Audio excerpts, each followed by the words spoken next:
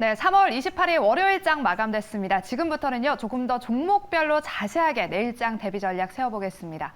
오늘부터는요, 월요일마다 함께 하실 분이 바뀌었습니다. 바로 MBN골드 박근호 매니저님과 함께 하겠습니다. 매니저님 안녕하세요. 자, 시청자 여러분, 매주 목요일 날 인사드리다가 이번 주서부터 월요일 날 인사를 드리게 됐습니다. 한 주의 첫 시작일 날 함께해서 개인적으로 굉장히 좀 좋다라고 생각을 하고 있고요. 네. 자, 오늘도 여러분들 시장 좀 오늘 그렇게 재미는 없었던 시장인 것 같아요. 그래서 종목적으로 좀 대응을 해야 될 시장이기 때문에 저와 함께 우리 앵커님과 함께 시장에서 가장 관심을 많이 받았던 종목이 무엇이고 어떻게 해야 되는지 제 개인적인 의견까지 드리도록 하겠습니다. 네, 오늘 시장은 좀 아쉽게 마무리됐지만 우리 박근호 매니저님의 의상은 거의 장대 양봉 수준이에요. 네, 장대 양봉 기세 상한가, 우리 흔히 네. 얘기하는 점상, 우리 모든 투자자분들이 바라는 점일 텐데요. 아직 안 올 수도 있는 것라고 생각을 하고 있고, 앞으로 얼마든지 시간이 많이 있으니까 조급해하지 마시고 여러분들 갖고 계신 종목 앞으로 장대 양봉 기대하면서 오늘 종목 한번 풀어보도록 하겠습니다. 네, 우리 박근호 매니저님의 상승 의상의 기운을 가득 받아서 먼저 첫 번째로 공략주부터 한번 알아보도록 하겠습니다. 내일 시장에서 공략해보면 좋을 만한 공략주를 준비해 오셨다고 하는데요. 먼저 키워드부터 열어보겠습니다. 네, 키워드는요, 어게인 2015입니다. 2015년에 무슨 일이 일어났나요? 네, 우리가 보통 월드컵 보면 네. 그 관중분들이 이제 그 카드 섹션을 막 하잖아요. 맞아요. 그럼 거기에 항상 카드 섹션에 등장하는 게 뭐 어게인 2002 막 이런 거 등장하기도 하는데 월드컵 때 우리 앵커님 굉장히 어리셨을 것 같은데 네. 일단 어게인 2015라는 것은 지금은 이제 종목 얘기니까 이 종목이 2015년도에 굉장히 좋았고 지금 그 상황과 똑같은 상황이 왔거든요. 네. 어떤 종목인가 한번 잠시 뒤에 보도록 하겠습니다. 네, 그때 영광을 누릴 수 있는 종목일지 바로 한번 확인해 보도록 하겠습니다. 어떤 종목일까요? 네, 원익 머트리얼즈입니다. 네, 누구나 아시는 종목이지만 사실 지금 우크라이나 전쟁 관련돼서 뭐 유가라든가 원자재라든가 네. 관련주들 지금 테마성으로 굉장히 많이 움직이잖아요. 뭐 실적으로 연결될 수 있는 종목도 있긴 하지만 원익 머트리얼즈 역시 왜 2015년 하면 2015년도에 지금의 우크라이나 사태의 어떤 축소판이라고 할 수 있는 돈바스 내전이 있었어요. 사실 우크라이나 때 돈바스 먼저 가장 러시아가 이제 침공을 했었었는데 그 돈바스 내전으로 인해서 원익 머트리얼즈가 먼저 뭐 하는 회사인지를 알고 가야 될 것 같아요. 원익 머트리얼즈는 우리가 반도체, 그다음에 디스플레이에 어떤 제조 공정에 들어가는 특수 가스를 일단 공급을 하는 우리나라 제일 큰 회사라고 보시면 될 것 같은데 반도체 특수 가스 공급사 뭐 요 한 줄로 이제 뭐 하는 회사인지는 설명이 된 것 같고요.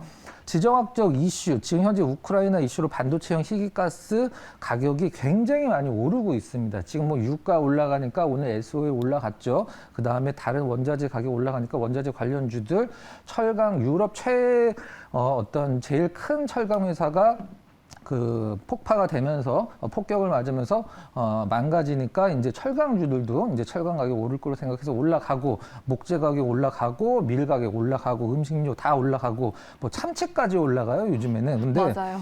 참치는 왜 올라가는지 모르겠는데 일단 2015년도 돈바스 내전 당시에 실적이 어닝 서프라이즈가 나왔거든요. 그러니까 무슨 얘기냐면 이 특수가스 같은 경우는 러시아가 우크라이나로 1차 수출을 하고 우크라이나에서 이제 우리나라에서 이제 원익 머티리얼즈 같은 회사들이 받아서 가공해서 이제 삼성, 뭐 하이닉스, 뭐 디스플레이 회사들한테 이제 납품을 하는 거거든요. 근데 이게 지금 굉장히 많이 올라가고 있습니다. 근데 2015년도에 주가 흐름도 있다고 우리가 차트를 한번 확인해 볼 텐데 일단 다음 장 차트 보기 전에 다음 장 먼저 한번 보도록 하겠습니다. 일단 원익 머티리얼즈의 매출액이 이제 약간 진한 초록색으로 나와 있는 부분이 원익 머티리얼즈고요. 네. 삼성전자는 지금 현재 분홍색으로 나와 있는데 화면상에서는 잘 보이지는 않으실 것 같아요. 이제 이건 뭐냐면 삼성전자의 매출액과 원익 머티리얼즈의 매출액이 같이 우상향을 한다, 같이 연동한다라고 보시면 될 것 같아요. 삼성전자 최근에 좀 약간 우려감이 있긴 하지만 매출액은 계속 늘고 있거든요. 맞아요. 일단 뭐 반도체, 그다음에 핸드폰을 만들 때 디스플레이 이런 것들이 이 원익 머티리얼즈에서 제공하는 희귀가스가 많이 쓰이기 때문에 희귀가스 올라가면 원익 머티리얼즈 실적 좋아진다. 2015년도처럼. 자, 다음 장. 자, 다음 장 보시면 뭐 똑같은 거 아니야 라고 생각을 하실 수도 있지만 그건 아니고요. 삼성전자 캐펙스, 뭐 캐피탈 갑자기 단어가 생각이 안 나는데. 그럴 수 있죠. 네, 투자 금액이라고 보시면 될 것 같아요.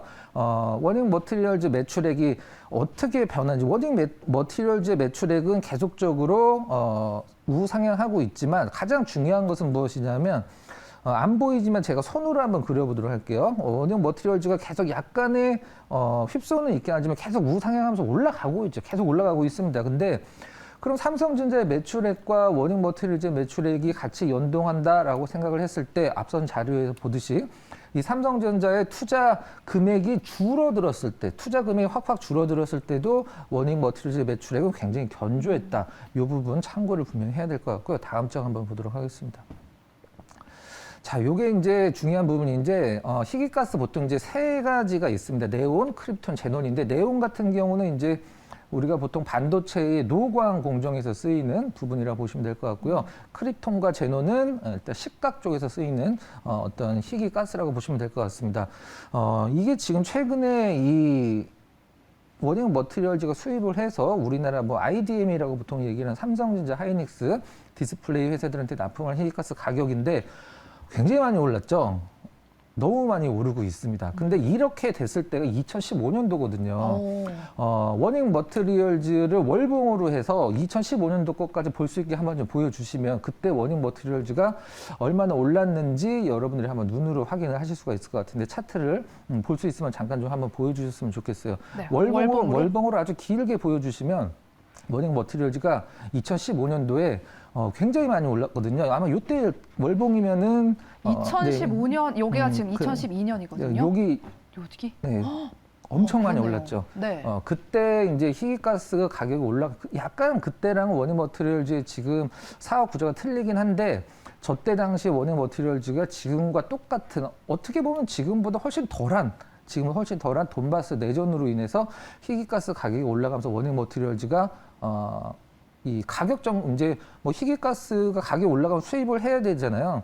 높게 수입을 하지만 어떤 이 납품처들한테 납품할 때 가격 전가력이 굉장히 세거든요. 그러니까 뭐 우리가 100원에 사왔는데 예전에 50원에 납품했다고 뭐 50원에 납품할 수 없는 거고 100원이었는데 200원이니까 우리는 300원 받겠어. 이렇게 할 수 있는 기업이거든요. 그래서 워닝 머티리얼즈의 어떤 그 흐름을 보면 예전에 지금보다 훨씬 덜한 상황에서도 어닝 서프라이즈가 나왔다. 근데 전쟁이 이렇게 생각을 할 수가 있죠. 전쟁이 끝나버리면 어떻게 되나요? 전쟁이 끝나버리면 희귀가스 가격이 내려가나요? 이렇게 생각을 할 수도 있잖아요. 네. 그렇죠? 이 희귀가스는 앞서서 말씀드렸던 네온이나 이런 희귀가스는 어디서 만드는 거냐면 철강을 제조하는 데서 나오는 부산물이에요.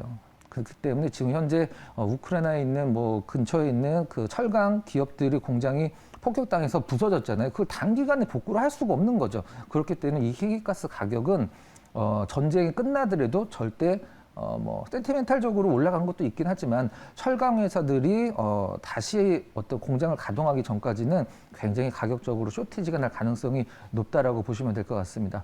자, 그래서 어게인 2015 그래서 워닝 머티리얼즈. 네, 이렇게 2015년 어게인 당시에 실적 서프라이즈가 나왔던 종목인데요. 그렇다면 워닝 머티리얼즈 최근에 또 증권사 리포트도 나왔고 최근 흐름을 살펴보니까 주가가 좀 상승하고 있는데 지금 들어가도 괜찮을까요? 그러니까 오늘 갖고 그래서 왔고요. 오늘? 네, 그래서 오늘 갖고 왔고요. 네, 오늘 목표가. 들어가셔도 되고 내일 들어가셔도 되고 저는 이게 한동안 계속 시장이 정상이라고 한다라고 하면 저는 워닝 머티리얼즈가 다른 원자재 기업들처럼 올라가야 된다라고 생각을 하고 있거든요. 네. 뭐 유가 같은 경우는 사실 뭐 전쟁이 끝나면 안정이 될 수도 있어요. 단기간에. 근데 이 희귀가스는 말씀드렸듯이 철강 회사들이 철강을 만드는 부산물로 나오는 거기 때문에 이 부서진 철강 기업들이 전쟁 끝났다고 뭐 텐트 세우듯이 바로 세울 수는 없는 거니까 그쵸, 네네. 한동안 좀 계속된다 이렇게 보시면 될 것 같습니다. 네, 그럼 목표가 손절가도 제시해 주실게요. 자, 목표가는 42,000원, 조금 보수적이에요. 오. 손절가는 로스가 가격 34,000원 제시를 해드리도록 하겠습니다. 네, 이렇게 오늘의 공략주는 바로 워닝 머티리얼즈였고요. 목표가는 42,000원으로 조금 짧게 잡아주셨고 손절가는 34,000원이라는 점 가격 전략까지 참고해 주시기 바랍니다. 그럼 이제 이번 주 시장 투자 포인트 한번 짚어보겠습니다. 이번 주에는 또 큰 이슈가 없긴 한데 종목별 차별화 장세 계속 나타나고 있고 또 1분기 실적 시즌 앞두고 있잖아요. 어떻게 우리 개인 투자자분들 대응해야 될까요? 네. 1분기 실적은 가장 중요한 게 뭐냐면 네. 지나간 실적이라는 거거든요. 지나간 실적이기 때문에 그렇게 신경을 안 쓰셔도 됩니다. 내 종목이 1분기 실적이 너무 잘 나왔다. 1분기 실적으로 인한 상승은 이미 끝났습니다. 내 종목이 1분기 실적이 너무 안 나왔어. 걱정된다. 맞아요. 그걸로 인한 하락도 이미 끝났습니다. 앞으로 2분기, 3분기가 훨씬 더 중요하다라고 보시면 될 것 같고, 일단 첫 번째 줄에서 제가 제시한 전략이라고 해야 되나? 네. 급락 종목과 주가 방어 종목. 이제 VS가 들어가는데 우리가 이제 코로나 때를 보면 코로나 때 사실 코로나 전에 미국 중국 무역 전쟁 때는 2년 동안 떨어지다가 더 떨어진 거였거든요. 아마 여러분들이 지금 갖고 계신 종목군들의 가격을 코로나 때 최저점 뭐 한 3월 초 정도 될까요? 2년 전에 비교하면 지금보다 뭐 좋으면 반토막 아니면 3분의 1토막 정도 되는 종목군들이 대부분이었거든요. 근데 그때 코로나가 종식되진 않았지만 주식장이 너무 많이 빠지다 보니까 이제 주식장이 계속 하락세가 됐는데 그때 많이 빠진 종목이 올랐냐 아니면은 코로나 때 한 두세 달 동안 덜 떨어진 종목이 올랐냐 요게 시장에서 한 6개월 동안 흐름이 굉장히 극명했었어요. 그러니까 뭐 지금 제가 이제 회상을 한다라고 하면 그때 당시에 코로나 때 모든 종목군들이 뭐 한 두 달 동안 마이너스 50%를 기록을 했는데 그때 덜 빠진 종목군들이 그 코로나 상승장에서 전반부는 다 주도를 했었어요. 덜 빠진 종목군들이. 네. 근데 그 나중에 이제 많이 빠진 종목군들도 뭐 다시 많이 올라오긴 했는데 네. 지금 저한테 급락 종목과 주가 방어 종목, 그러니까 덜 떨어지고 있는 기업들 중에 뭘 사겠냐라고 하면 저는 이걸 살 것 같아요. 이거 물론 모든 종목에 같은 잣대를 들이댈 수는 없긴 하지만 일단 지금은 뭐 IT 종목군들 같은 경우는 뭐 전혀 타격이 없는 종목군들 지금 최근에 가장 답답한 흐름 보여주고 있는 게 삼성전자, 하이닉스를 비롯해서 IT 종목군들이 있거든요. 실적도 굉장히 좋은 기업들 그런 종목군들이 제일 많이 빠졌어요. 그래서 저는 이쪽 첫 번째가 어떤 투자 포인트를 보시면 될 것 같고 시장 얘기를 한다라고 하면 상승보다는 하락 저지가 목표다. 일단 뭐 방송 나와서 뭐 장이 좋을 겁니다. 뭐 코스닥 다시 1000포인트 올라갈 거예요. 뭐 코스닥 3000포인트 올라갈 겁니다.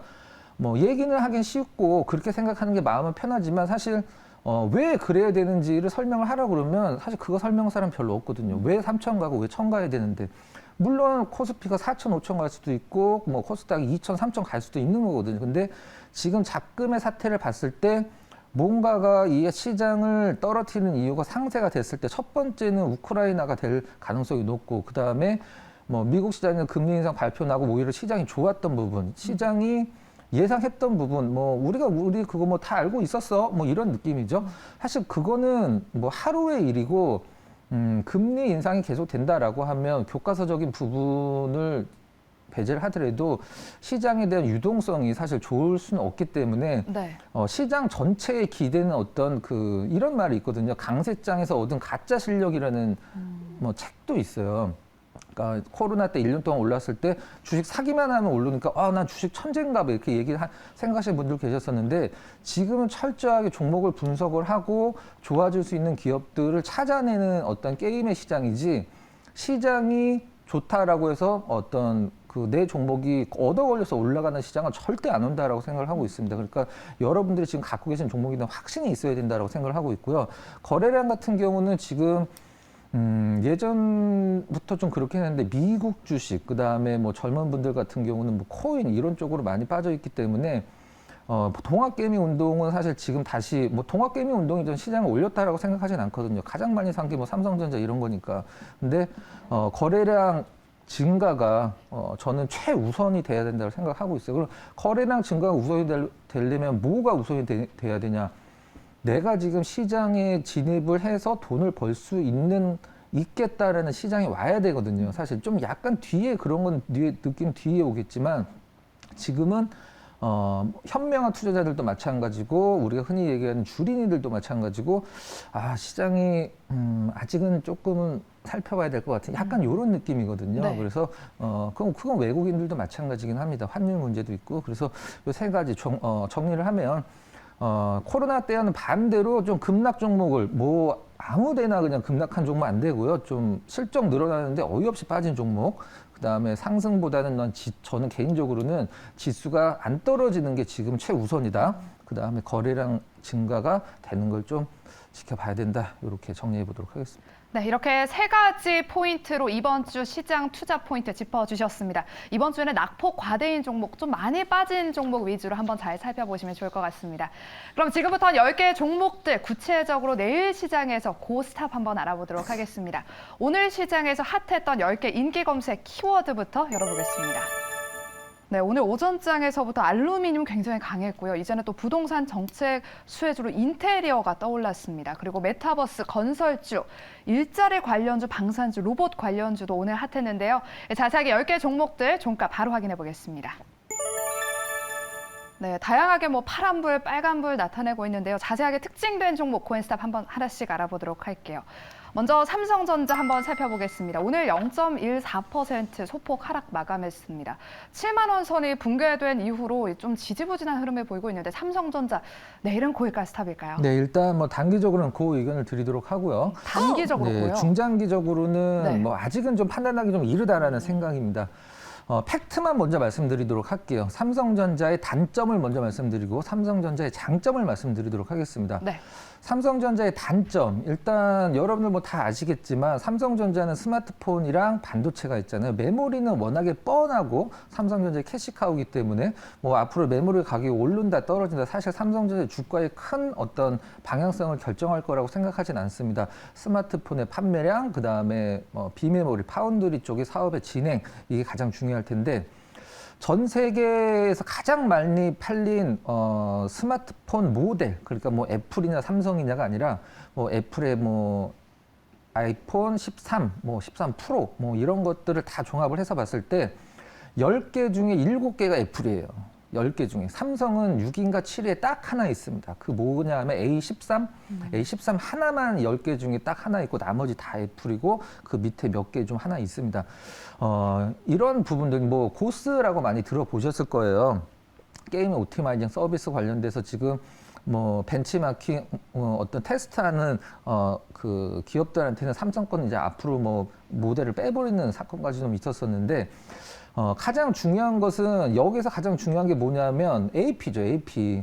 제가 한 몇 달 전에 설명을 드렸었는데 갤럭시 22에 스냅드래곤이 들어갈 것이냐 아니면은 엑시노스가 들어갈 것이냐 어떤 게 들어갈 것이냐 막 설왕설래가 있었었는데 둘 다 삼성에서 만들거든요. 그러니까 엑시노스는 삼성 거죠. 그다음에 스냅드래곤은 퀄컴 거고. 근데 이 두 개의 발열 문제를 못 잡았다. 사실 그걸 설계를 한 거는 ARM이란 말이죠. 삼성 잘못은 아닌데 중요한 것은 이 애플과 너무 차이가 많이 나는 거죠. 그래서 어떤 퀄컴 같은 경우 지금 4나노 공정 같은 경우에서는 지금 삼성전자가 100개 만들면 30개밖에 정상 제품이 안 나올 정도로 이번에 주주총회 아마 보신 분들은 아실 겁니다.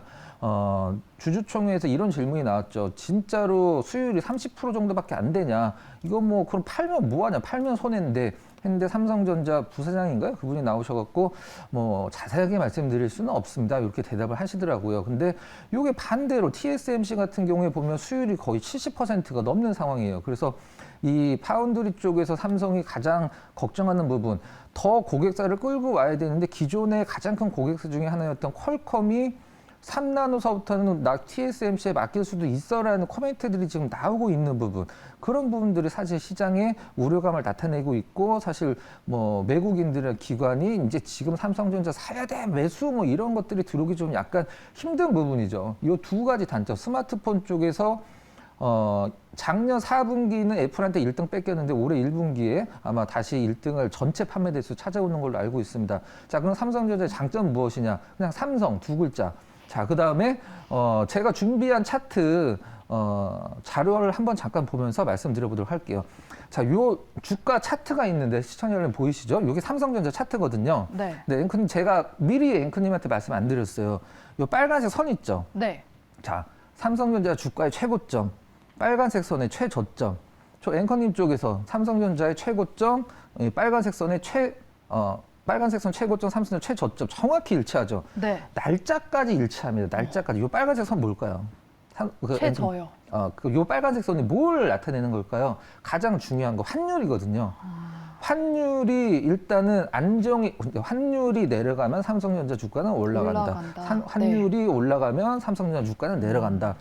여러분들이 한번 체크를 해보세요. 그 최고점과 환율 최저치가 날짜까지 거의 하루 이틀 차이로 똑같거든요. 네. 그럼 여기서 보면 무엇이냐. 삼성전자가 종목이 올라가려면, 주가가 올라가면 종목 자체에 대한 어떤 메리트보다는 환율은 뭐 하락했다라는 표현도 쓰기도 하지만 안정됐다라는 표현도 많이 쓰는데, 환율이 안정돼야지만 삼성 주가는 떨어지라고 제사진해도 올라간다. 환율이 안정되면. 그러니까 삼성이 메모리를 뭘 어떻게 하고 뭐 갤럭시 뭐 S22가 판매 대수가 고수가 다 필요 없고요. 지금은 이 환율이 떨어져야지. 다른 말로 환율이 안정돼야지 삼성전자 주가는 뭐 7만, 8만, 9만, 10만 갈 수가 있겠죠. 근데 지금 과연 환율이 안정될 수 있는 상황이냐? 그건 조금 약간 보수적으로 봐야 될 것 같습니다. 네. 네, 이렇게 삼성전자 단기적으로는 그 의견과 함께 중장기적으로는 조금 더 확인해봐야 할 게 있다라고 말씀해 주셨는데 그게 환율이 아닐까 싶습니다. 그럼 제가 한 가지 더 질문을 드리려고 했던 게 이렇게 대형주 장세가 다시 오기 위해서 필요한 모멘텀 뭐가 있을까요? 라고 여쭤보려고 했는데 이것도 환율일까요? 첫 번째는 물론 당연히 환율이고요. 네. 환율 이퀄 외국인의 매매거든요. 외국인이 사면은 환율은 떨어지고 외국인이 팔면 환율은 올라갑니다. 장중에는 뭐 거의 똑같죠. 근데 우리나라 대형주들 중에 과연 성장성이 있는 대형주가 몇 개나 있느냐. 저는 사실 그거는 퀘스천 마크거든요. 네. 대형주라는 거는 모든 사람들의 이목이 집중되고 사실 중소형주들 막 뭐 4천억, 5천억 나왔던 기업들이 막 1조 원 매출 나오는 기업들 사실 심심치 않게 나오거든요. 근데 대기업들 같은 경우는 뭐 작년 같은 경우에는 뭐 금호석유나 아니면 뭐 효성 계열이나 이런 기업도 굉장히 퀀텀 점프를 했지만 그걸 유지를 할 수 있느냐가 사실 가장 중요한 부분이고 더 좋아지기 힘들기 때문에 주가도 좀 많이 내려와 있는 상황이죠. 대형주 뭐 환율이라고밖에 말씀을 드리기는 좀 힘들 것 같습니다. 네. 네, 알겠습니다. 이렇게 삼성전자에 대한 의견 들어봤습니다. 그럼 계속해서 다음 특징된 종목 코인스탑 한번 알아보도록 하겠습니다. 다음은요. 6위에 위치한 HTC 현대산업개발 한번 살펴보겠습니다. 오늘 5.26% 하락 마감했죠. 국토부가 이제 등록 말소 처분을 서울시에 이제 요청하면서 장중 급락했는데 그래도 조금은 회복을 했습니다. 네. 내일은 고일까요? 스탑일까요? 자, 일단은 내일 오르고 떨어지고가 중요한 게 아니라 네. 일단 종목 자체로 봤을 때 리스크가 있기 때문에 스탑 의견을 드릴 수밖에 없을 것 같아요. 등록 말소, 이제 국토부는 등록 말소를 요청을 할 수 있지만 그거를 어떤 그 제재를 가할 수는 없거든요. 지방자치단체가 그 어떤 권한을 갖고 있는데 현대산업개발 같은 경우는 오늘 보유하신 분들 보셨겠지만 서울특별시가 갖고 있습니다. 일단 어떻게 될지 모르겠는데 지금 현재 의견이 두 가지로 나누고 있어요. 등록 말소로 갈 것이냐 아니면 영업정지 1년을 갈 것이냐 두 가지로 나누고 있는데 제가 개인적인 예상으로는 아마 이런 코멘트들이 나올 것 같아요. 현대산업개발을 등록 말소를 하면 그 많은 하도급 업체와 입주 예정자들한테 피해가 우려가 되니 일단 영업정지 1년으로 어쩌고 저쩌고 하면서 좀 뭐 나름대로 긍정적인 코멘트가 나올 것 같아요. 하지만 지금 중대재해법 때문에 어떤 그 우리가 흔히 얘기하는 시범 케이스 있죠. 시범 케이스가 하나 좀 필요한 상황이라는 게 좀 우려스럽긴 한데 시장에 그 누가 현대산업개발의 주주뿐만이 아니라 현대산업개발의 아파트에 살고 계신 분들, 입주 예정자인 분들, 그다음에 현대산업개발을 단 한 주도 안 갖고 있는 저, 그다음에 앵커님, 누가 이게 잘못되길 바라겠어요. 하지만 우리나라에는 2,300개라는 300개에 가까운 종목이 있고 현대산업개발 물론 좋은 종목이고 지금 현재 테마상 많이 갔어야 되는 종목인데 아까워요. 근데 주택 부분에서는 뭐 원투톱을 차지하는 부분이기 때문에 기업이기 때문에 근데 리스크가 있고 그다음에 어떤 이런 좀 노이즈가 있는 기업들을 한 단어로 표현하면 굳이 현대산업개발 갖고 계셨다가 어쩔 수 없이 지금 물려 계신 분들, 손실 중인 분들은 저는 그건 뭐 가능하다라고 생각합니다. 뭐 저 같았어도 갖고 있을 수도 있을 것 같아요. 근데 새로 신규로 진입하신 분들은 제가 한번 여쭙고 싶은데 영업정지 1년 나오면 사실 급등이 나올 가능성도 있습니다. 현대산업개발이 사실 1년치 일감을 지금 뭐 다 갖고 있는 상황이기 때문에 새로 영업을 안 해도 돼요. 근데 만에 하나 어떤 이런 뭐 불확실성이 있는 종목군들을 많이 빠졌다. 그 다음에 어떤 동전 던지기에 어떤 앞면이냐 뒷면이냐를 따지듯이 영업정지 1년 나오면 급등도 가능하다. 사실 이거는 뭐 누구도 장담하기 힘든 부분이거든요. 그래서 나빠서가 아니라 좀 불확실성이 있고 노이즈가 있는 기업은 일단 소나기가 지나갈 때까지는 좀 약간 참아보자라고 하는 의미로 스탑 의견을 드리도록 하겠습니다. 네, 리스크가 있기 때문에 여전히 스탑 의견을 주셨습니다. 그렇다면 현대산업 개발을 제외하고 다른 건설주들, 특히나 이제 중소형 건설주들이 정책 수혜주로 묶이면서 엄청나게 급등을 했잖아요. 네. 이 모멘텀 좀 선반영됐다고 봐도 괜찮을까? 아니면 아직까지 더 모멘텀 유효하다라고 보실까요? 일단 테마주잖아요. 네. 지금 아직은 뭐 정책 관련주고 이 정책이 아직 시행되지도 않았고 집행이 되지도 않았습니다. 단돈 100원도 도움이 안 됐어요. 하지만 테마라는 것은 네. 뭐 이런 거죠. 테마주로 어떤 사람이 가장 많이 돈을 벌까요? 라고 누가 저한테 질문을 한다라고 하면 배짱? 배짱이요? 배짱. 배짱이 뭐예요? 배짱. 배짱이? 배짱이 두둑해야 된다. 배짱. 네. 배짱이라 하셔서 네. 배짱인 줄 알았어요. 배짱이 두둑한 사람이 테마주로 돈을 버는 겁니다. 사실 실질적으로 테마주에서 무슨 분석이 있고 무슨 배팅. 차트가 있겠어요. 배팅 해놓고 그냥 배짱을 한번 두둑하게 갖고 가는 네. 거죠. 그래서 지금은 뭐 중소형 건설사들 중에 아직 안 오른 기업들도 있고 대형 건설사들은 최근에 너무 잠잠해요. 근데 제가 말씀드렸듯이 지방선거 때까지는 이 테마는 계속 유효하다. 그래서 오늘 뭐 가구 기업들 같은 경우에는 맞아요. 점상을 소위 가 있는 기업들도 있기 때문에 가구 기업은 뭐 어디 저기 논에다가 가구를 갖다 놓을 수는 없잖아요. 가구를 의자를 사갖고 그냥 저기 길거리에다 갖다 놓을 집이 있어야 된단 말이죠. 일단 집. 그 집과 관련돼서는 당연히 건설이고 그다음에 저는 시멘트 쪽이 한번 좀 뜰 것 같습니다. 그래서 일단 뭐 답변을 드리면 지방선거 때까지는 계속 ING로 갖고 가셔도 된다. 하지만 너무 많이 오른 걸 따라잡지 마시고요. 일단 조정을 기다려보는 것도 괜찮고 6월 1일까지 시간 굉장히 많이 남았잖아요. 그래서 좀 뭐 가장 세고 가장 거래량 많은 기업들이 좀 약간 내려올 때까지 테마주 좋아하시는 분들 기다리시면 될 것 같습니다. 네, 알겠습니다. 정책 수혜주로 6월 지방선거까지는 계속해서 이 모멘텀 유효하지 않을까 하는 의견 주셨고요. 또 시멘트 관련주도 계속해서 한번 주목해 봐야 될 것 같습니다. 그럼 다음 종목 고엔스탑 한번 알아보겠습니다. 7위에 위치한 SO일 한번 살펴볼게요. 오늘 6.18% 상승 마감했습니다. 1분기 사상 최대 분기 실적 전망과 함께 또 국제 유가 상승에 오늘 강세 나타났는데요. 내일은 고일까지 스탑일까요? 자, 일단 그 의견 드리도록 하겠습니다. 저 약간 이해가 안 가는데 네. 왜 이제 오르기 시작했는지 모르겠어요. 이거 원래 유가 오른 거 보면은 뭐 작년서부터 계속 올랐거든요. 사실 실질적으로 40서부터 지금 뭐 최고가 130까지 갔었었는데 지금 이제 오르는 게 좀 약간 좀 이해가 좀 안 가긴 한데 정유사는 뭐 지금 뭐 굉장히 막 자세한 얘기를 막 뭐 얘기를 드리긴 좀 약간 시간 관계상 그렇긴 합니다만은 두 가지가 있죠. 정제 마진 그다음에 재고 자산 으로 인한 어떤 그 이익이 있는데 일단 뭐 다 좋았습니다. 뭐 우리 코너 전에서도 언급이 잠깐 나왔던 것 같은데 저는 처음 본 것 같아요. 그 경유가 휘발유보다 더 비싼 주유소가 있더라고요. 그래서 그럼 누가 경유차를 타겠어요, 실질적으로는. 근데 이러한 부분들 사실 근데 하지만 혹시라도 가장 억울한 건 그거죠. 유가가 계속 오르는 기간 동안에 SOE는 빠지다가 우크라이나 전쟁 딱 뭐 드라마틱하게 종료가 되면 유가 또 급락 확 한번 나올 거란 말이죠. 그러면은 그동안에 별로 오른 것도 없는데 뭐 SOE는 조금 오른 거 다시 반납하고 이런 부분들이 가장 좀 뭐라고 그래야 될까 억울한 부분들이긴 한데 SOE 주주분들 같은 경우는 제가 SOE 주주면 굉장히 억울했을 것 같아요. 진짜로. 막 밤에 자다가 일어나서 막 참을 먹었을 것 같아요. 아니 유가가 이렇게 오르는데 실적이 이렇게 좋아지는데 왜 이렇게 주가가 안 오른 거야?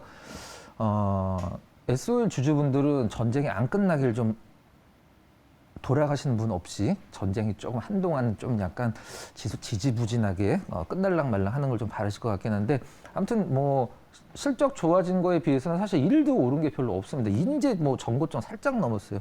말도 안 되는 어떤 주가 흐름이긴 합니다. 당연히 그 의견 드리고요. 갖고 계신 분들 역시 홀딩 하시고 신규로 진입하신 분들은 뭐 이걸 추천드리는 건 아니긴 한데 관심 있게 봐야 될 종목 중에 하나로 생각합니다. 네, 이렇게 SO일은 앞으로가 시작이다라고 그 의견을 주셨습니다. 그러면 국제 유가뿐만 아니라 요즘 원자재가 또 상승 테마잖아요. 그렇죠. 네. 원자재 물가 만약에 파월 연준 의장이 또 이제 5월에 뭐 추가 금리 인상을 할 수 있다라고 뭐 발언을 했는데 금리 인상이 좀 빨라지면 이런 원자재 물가도 꺾일 수 있을까요? 주식의 교과서는 없지만 경제에는 교과서가 있잖아요. 네. 근데 금리 인상은 원자재 급락입니다, 원래는. 그러니까요. 그쵸. 근데 작년 초여름 정도에 막 금리 인상 얘기가 나왔을 때 원자재 가격 사실 박살났거든요. 사실 지금은 좀 약간은 좀 뭐 스페셜 이슈가 있긴 좀 하지만 지금 과연 금리를 올린다라고 지금 원자재 가격이 어떤 이제 수요와 공급의 법칙에 의해서 결정이 되느냐 아니면은 어떤 특별한 이슈로 움직이냐에 따라서 이제 해야 되는 지금 약간 투기 세력들도 원자재 쪽에 많이 들어가 있는 걸로 여러분들 뭐 다 기사로도 많이 나와 있어 보실 거라고 생각합니다. 저한테 개인적으로 이제 앵커님께서 이번에 금리 인상 때문에 원자재 가격이 안정이 됐겠냐? 뭐 교과서적으로 말씀드리면은 뭐 이미 떨어져 있어야 되는 게 맞긴 하지만 네. 일단 공급이 이제 우리가 뭐 싸면 귀하면 비싸지고 어떤 그 하면은 이제 싸지잖아요. 네네. 근데 그게 지금 원자재에서 공급이 너무 지금 뭐 딸린다라고 생각을 얘기를 하고 있기 때문에 그 부분이 뭐 금리보다 더 먼저 해소를 해야 되고 사실 원자재 가격이 아주 러프하게 뭐 인플레이션도 마찬가지예요. 아주 러프하게 오르면 주식시장과 경제에서 그거보다 더 좋은 건 없거든요. 근데 인플레이션이 갑자기 확 올라가 버리니까 뭐 원자재 가격도 마찬가지고 생필품 가격도 마찬가지고 그게 이제 지금 부담이 되는 건데 일단 지금 원자재 가격은 어느 정도 안정이 되긴 하겠습니다만 그게 금리 인상 때문에 될 것 같지는 않습니다. 개인적으로는. 네. 네, 알겠습니다. 금리 인상을 논하기 전에 이 공급 부족 이 모멘텀이 조금 해소가 되어야 하지 않을까라는 의견 주셨습니다. 그럼 마지막으로 특징된 종목 고엔스탑 알아보겠습니다. 마지막은요. 10위에 위치한 휴림 로봇 한번 살펴보겠습니다. 오늘 여기서 남선 알미늄과 비롯해서 오늘 20% 넘는 급등세를 보여줬는데요. 삼부토건 지분 장내 매각 소식에 오늘 급등 나왔어요. 네. 로봇 관련주들 요즘 핫한데 내일은 더 갈 수 있을까요? 자, 일단 그 의견 드리고요. 어떤 재료가 더 세게 작용을 했냐? 네. 뭐 삼성에서 잼스인가요? 이제 로봇도 발표를 하고 사실 현대차에서도 보스턴 다이나믹스 로봇으로 굉장히 많이 뭐 미국의 어떤 뭐 소방청인가요? 거기 뭐 납품도 한다고 하고 해서 로봇 얘기가 많이 나오고 있는데 특별한 재료가 있죠. 휴림 로봇 같은 경우에는 일단 인맥주라고 삼부토건 같은 경우는 인맥주라고 해서 아마 그 지금 대통령 당선인 관련돼서 굉장히 귀가 따갑게 나왔던 기업이죠. 어떤 뭐 무슨 호텔 관련해서 얘기가 굉장히 많이 나왔던 기업인데 그것과 관련된 종목이 이제 휴림 로봇인데 장내 매각이라고 좀 얘기가 나왔어요. 그래서 이 부분이 이제 시장에서 굉장히 좀 좋은 호재로 작용을 했는데 오늘 상승은 일단 제가 봤을 때는 한 70%는 어떤 그 현금을 확보할 수 있는 그 한남부토건에 대한 매도, 그 다음에 오늘 로봇 관련주들도 뭐 개별적으로 좀 움직였기 때문에 그 좀 약간 도움이 되는 그런 상황이라고 생각을 하고 있습니다. 목표가가 얼마가 되고 뭐 어떻게 된다라고 설명 자체가 이제 불가능한 상황이기 때문에 네. 일단 오늘 뭐 굉장히 좋았고 윗꼬리가 좀 약간 있긴 합니다만은 내일도 최소한 시초가 이상은 뭐 상승 쪽으로 잡을 가능성이 경험적으로 봐서 있기 때문에 그 의견 드리도록 하겠습니다. 네, 이렇게 휴림 로봇 내일도 고 의견을 주셨습니다. 그럼 삼성전자가 이제 뭐 새로운 미래 먹거리다 해서 로봇 이야기를 했는데 삼성전자의 M&A 가능성은 없을까요? 만약에 이게 아니라면 어떤 뭐 서비스 로봇일까요? 삼성 휴림 로봇이 하는 로봇은 우리가 아는 그런 로봇이 아니에요. 그러니까 휴림 로봇은 뭐냐면 네. 뭐 핸드폰을 이렇게 만들잖아요. 네. 그러면 이렇게 뭐 만들 때가 칙 옮겨주고 뭐 그런 딱 보면 로봇은 아니야. 그래요? 뭐 장난감이 하나 있긴 합니다. 이름이 뭐였더라? 이제 큰 관심 없어서 뭐 강아지 같은 장난감 있잖아요. 네. 뭐 이렇게 짚고 다니는 그런 거 장난감이 있긴 한데 휴림 로봇에서 우리가 만드는 로봇은 저기 보스턴 다이내믹스 같은 그런 저기 로봇 아니야? 뭐 그런 로봇이 절대 아니에요. 딱 봐도 절대 로봇이라고 생각할 수 있는 그런 건 아닙니다. 근데 M&A 말씀하셨으니까 말씀드리면 삼성전자가 지금 코스닥에도 지분을 갖고 있는 기업들이 있어요. 근데 그 회사가 좋아서 삼성전자 지분을 갖고 있냐, 사고 싶어서 샀냐, 그게 아니라 어떤 부품들이나 이런 것들을 안정적으로 공급을 받기 위해서 그냥 지분을 갖고 있는 거거든요. 근데 뭐 M&A를 한다라고 하면 삼성전자 입장에서 이런 거겠죠. 저 기업 우리가 처음서부터 새로 사는 뭐 개발하고 만드는데 드는 비용과 저 기업을 우리가 사서 그걸 키우는 비용과 비교를 해봤을 때 어떤 게 더 나을까라고 생각했을 때 이제 M&A를 하는 거거든요. 실질적으로는. 네, 근데 네. 삼성 입장에서 이 단어 또 나올 것 같은데 삼성 입장에서 굳이 왜 휴림 로봇을 휴림 로봇이 좋다 나쁘다 얘기가 아닙니다. 그리고 휴림 로봇을 만드는 로봇은 우리들이 생각하는 그런 로봇이 절대 아니다. 근데 뭐 좋은 기업이긴 한데 일단 삼성전자 입장에서 휴림 로봇 M&A 얘기가 지금 시장에서 나오지는 모르는데 개인적으로는 가능성 뭐 거의 제로라고 생각을 하고 있습니다. 네, 알겠습니다. 이렇게 휴림 로봇 주주분들 그리고 저도 오늘 한번 휴림 로봇이 어떤 로봇을 만드는지 한번 찾아봐야 될 것 같습니다. 그리고 10개의 종목들 고엔스탑 한번 알아보도록 할게요. 현대 리바트 스탑 의견 주셨고요. 저희가 이야기했던 HDC 현대산업개발 스탑 그리고 마지막으로 제노코 스탑 의견 주셨습니다. 나머지 종목들은 7가지 종목들 모두 이렇게 고 주셨다는 점 참고해 주시기 바랍니다. 그럼 저희가 이제 마지막 순서로 우리 시청자분들 종목 상담 시간이 네. 있습니다. 준비되셨나요? 네, 고! 네, 박근호 매니저님께서 종목 상담 도와주신다고 합니다. 하단으로 나간다고 하는데요. 일단 비덴트입니다. 비덴트. 매수가 21,700원이고 현재가 21,100원이에요. 자, 차트 한번 보면서 어려우면 일단 차트를 봐야죠. 비덴트 입장에서 그 비트코인의 가격이 중요할까요? 비트코인의 거래량이 중요할까요? 가격도 중요하고 거래량도 중요할 그렇죠. 것 같은데요. 가격이 높으면서 거래량이 높으면 수수료가 그만큼 많이 나오니까 그렇죠. 네. 근데 지금 비트코인 가격이 뭐 굉장히 좀 들쭉날쭉하긴 한데 맞아요. 비덴트라는 종목이 과연 우리가 생각을 했을 때 뭐 예전에 비트코인 막 빚내서 하고 지금 막 그런 상황은 아니잖아요. 물론 비덴트 자체를 봤을 때 비트코인 가격과 그렇게 연관이 되냐 안 되냐가 중요한 게 아니라 이 비덴트가 오르려면 막 우리가 보통 아침에 일하는 여러분들 스마트폰 같은 경우로 이제 뭐 포털 사이트 열어갖고 뉴스 보시잖아요. 막 꽂혀야 되는데 뉴스가 막 비트코인 가격이 뭐 어떻게 됐다 막 꽂혀야 되는데 지금은 약간 그런 시절은 좀 아닌 것 같아요. 근데 최근에 시장 대비 굉장히 좀 뭐 강세를 보여주고 있고 뭐 저는 이 비덴트 이런 기업들 뭐 이런 거래소 관련된 기업들이 버는 돈을 생각을 하면 그것만 보면 진짜 엄청나게 쌉니다. 진짜 그것만 보면 뭐 우리나라의 어떤 대기업보다도 일개 거래소가 돈을 더 많이 벌기도 하니까 실질적으로는. 근데 과연 시장에서 움직일 명분을 주려면 좀 비트코인에 대한 뉴스가 좀 잠잠하잖아요. 그래서 비트코인에 대한 뉴스가 타이틀에 팍팍 꽂히는 시절이 와야 됩니다. 차트는 굉장히 이쁘게 만든 것 같아요. 뭐 기술적 분석상으로는 나무랄 데가 없습니다. 일단 보유 의견 드리고요. 목표가는 뭐 제가 좀 제시를 해드리기엔 좀 약간 힘들 것 같네요. 네, 알겠습니다. 이렇게 비덴트 계속해서 홀딩 해보자라는 상담 도와주셨습니다. 다음 종목은요, 어떤 종목일까요? 다음 종목은 경동나비엔입니다. 매수가 5만 원이고요. 현재가는 46,550원에 비중이 조금 있네요. 30%예요. 네. 언제쯤 매수하셨어요? 왜 이렇게 많이 떨어졌는지 사실 개인적으로는 정말 좋은 종목이라 생각을 하고 있는데 네. 경동나비엔 같은 경우는 뭐 보일러도 보일러지만 실질적으로 겨울에 원래 그 온수 매트로 굉장히 좋은 좀 재료가 있었었는데 못 올랐어요. 그 다음에 최근에 아마 CF를 보시면 많이 나올 거예요. 우리가 보통 공기청정기 그러면 이렇게 뭐 거실에다 이렇게 놓고 막 그런 게 있잖아요. 네. 근데 경동나비엔 같은 경우는 제가 이걸 한 3년 전에 이제 경동나비엔 공부할 때 그때 보고 기업 IR 할 때 이런 게 진짜 경동나비엔에서 나오네라고 생각을 하는데 전 이게 될 것 같아요. 지금 아주 비싼 주상복합 아파트 같은 경우에는 자체적으로 공기정화 시설이 있거든요. 네. 위에 이제 그 구멍 같은 게 이제 뚫려갖고 일단 뭐 아파트들이 많이 들어서면 이게 경동나비엔의 어떤 그 공기정화 시스템, 공기정화 기관이 시스템 쪽으로 연결될 가능성이 좀 충분하고 물론 뭐 어떤 이슈가 있어서 좀 단기적인 이슈가 떨어지긴 했는데 전 너무 과도한 것 같아요. 그래서 의견 드릴까요? 추가 매수 갖고 계신 분은. 비중 30%인데 더 비중 늘려볼까요? 30%? 네. 30% 굉장한 확신이 있으셨던 것 같아요. 요날 하신 것 같은데 네. 일단은 개인적으로는 요 차트가 이렇게 생겼을 때 매수를 하실 때는 여기 저 고점이죠. 넘어섰을 때 사는 게 좋긴 하지만 어차피 갈 거 싸게 사면 어떠냐라고 해서 여기서 사셨을 수도 있고 네. 나쁜 자리라고 생각하진 않습니다. 현금이 계시다라고 하면 그다음 성격이 그렇게 급하지 않으시다면 저는 40%까지 이야, 추가 베팅하는 매수. 거네요. 네.